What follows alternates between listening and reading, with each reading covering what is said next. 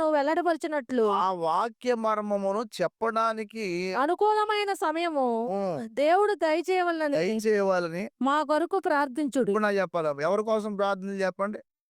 అంటే మీరు ఆదివారం వచ్చే ముందు శనివారం ఏం చేయాలా? ప్రా ప్రభువా! మా పాస్టర్ గారికి మంచి బుద్ధి దయచేయి తండ్రి, త్వరగా ముగించేసేలాగా. మంచి జ్ఞానం దయచేయి తండ్రి, సరిగ్గా చెప్పేలాగా. ఏం చేయాలా? చెప్పరేమండి? నిజమండి. త్వరగా ముగించేసేయని ప్రార్థన చేయంగానే, మీ దాసుని నోట అందరికి కావలసిన మాట పెట్టు నాయనా. నాకింతవరకు అర్థం గాని వచనం నీ దాసుని నోట ద్వారా పంపించు. నా కోసం ప్రార్థన చేసేవాళ్ళు ఎంతమందున్నారు? లేరని నేను అనగానే ఉన్నారు. నేను ఎక్కడెక్కడికెళ్ళి వాక్యం చెప్తున్నానో దానికోసం మీరు ప్రార్థన చేయటమే గాక, ఆదివారం అనేది ఒక ప్రత్యేకమైన దినం ఇది. ఆదివారం అడాడడాడు వెళ్ళిపోయేది కదండీ! ఈరోజు ఏ వాక్యం అందించారట హమ్మయ్య! ఎంత ప్రార్థన విషయం నాకు ఇంతవరకు అర్థం కాలేదండి బాబు. దేవుడు మాట్లాడాడు అనేది ఉండాల. అక్కడ చాలా సండే స్కూల్ పాటుంది. సండే స్కూల్ పిల్లల పాటోటుంది. సండే స్కూల్ అంటే మాకిష్టం. ఆ! సండే స్కూల్ అంటే మాకిష్టం.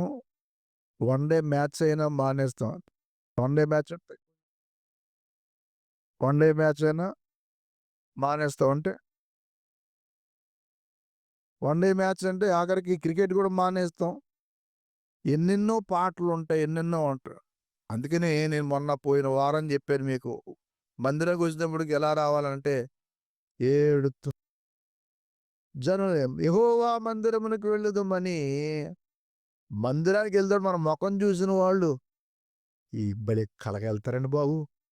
ఈళ్ళు భలే చక్కగా ఎళ్తారండి. ఈళ్ళని చూస్తే మందిరానికెళ్ళాలి అన్నట్టుండ గాని, ఆళ్ళు మాత్రం పొరపాటున మందిరానికెళ్ళకండి బాబు అక్కడ అంతా ఏడుత్తా ఉంటారు అనకూడదు. మనల్ని చూడగానే ఆ మందిరం యొక్క సంతోషం వచ్చేదంతే. అందుకే వినేటప్పుడు కూడా ఎలా వినాలంటే సంతోషంగా. దైవ సన్నిధిలో ఒకవేళ మనం ఏదన్నా కన్నీళ్లు పెట్టి దేవుని స్తుతించినా, పాపం ఒప్పుకున్నా గాని ఎళ్ళేటప్పుడు మాత్రం హృదయం తేలిగ్గా ఎళ్ళాల. దేవునికి స్తోత్రం. అందుకే ప్రార్థన సేవకుల కోసం జేయాల. ఏం జేయాలా? తండ్రి ఈ రోజున అందరికి కావలసిన మాట దయచేయి. మా బిడ్డలకు కావలసిన మాట దయచేయి.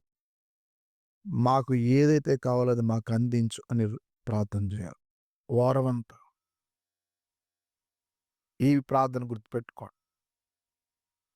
అలా మొన్న బుధ, గురు, శుక్రవారాలు 3 రోజులు సేవకులు అందరం ఉపవాస ప్రార్థన చేసుకున్నాం. 3 దినాలు. అక్కడికి 63 సంవత్సరాల పెద్దాయనొచ్చాడు జగిత్యాల నుంచి. దేవానందం గారని. 63 సంవత్సరాల వయస్సు. పైపెచ్చు మనలాగా ఆరోగ్యం ఉన్న వ్యక్తి గాదు పాపం. కింద పడుకోలేడు. కూర్చో కొంచెం కూర్చుంటే లేవలేడు. చాలా అనారోగ్యం. షుగరుంది. బీపీ ఉంది. మీరు నమ్ముతారో నమ్మరో 3 రోజులు గూడా ఎంత ఏదైనా తింటే ఒట్టు. నేను ఆశ్చర్యపోయాను. కొంచెం ఏదైనా తిన్నానంటే, "వద్దు, వద్దన్నా మనం చాలా ప్రార్థన జేయాలా." షుగరు, బీపీ బెట్టుకొని ఇలాగున్నోడు నాకర్థం గాలేదు. నేను మందులేసుకోవాలని జెప్పి మధ్య మధ్యలో కొంచెం ఏదో తినేవాడిని. మొన్న ఆదివారం పడిపోవటంతో.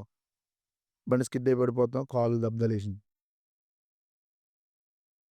నాకు ఆశ్చర్యం వేసి 3 దినాలు గూడా ఏదో టీ తాగేవాడు, ఇటు కొంచెం మజ్జిగ తాగేవాడు అంతే.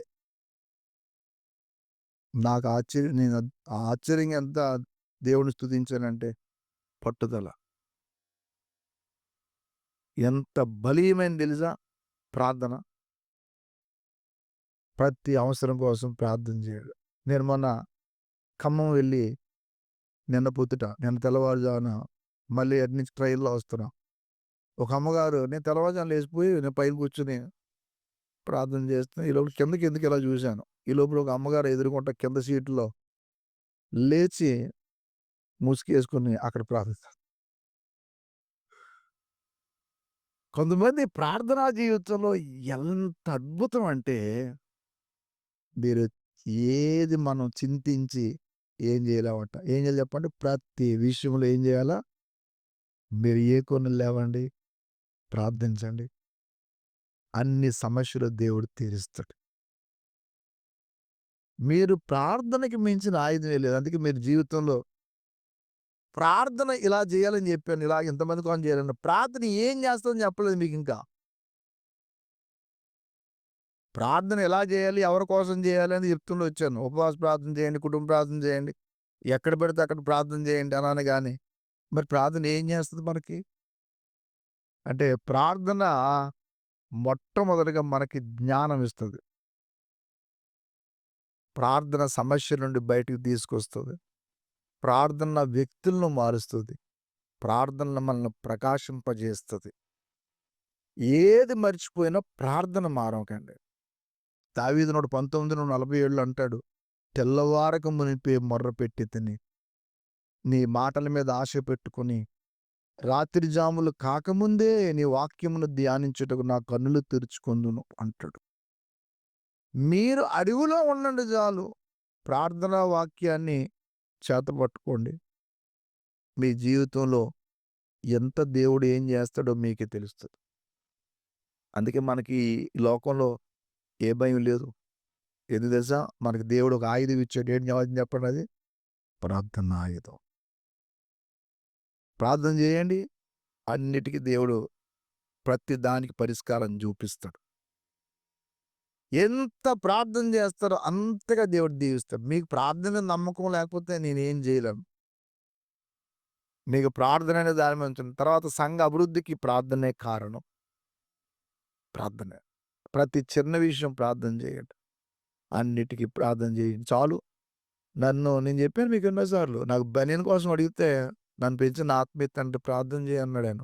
బనీన్‌కి ప్రార్థన ఏంటి? అనుకున్నాను నేను. తర్వాత అర్థమైంది. అవును. అన్నిటికి ప్రార్థన చేయవలసిందే.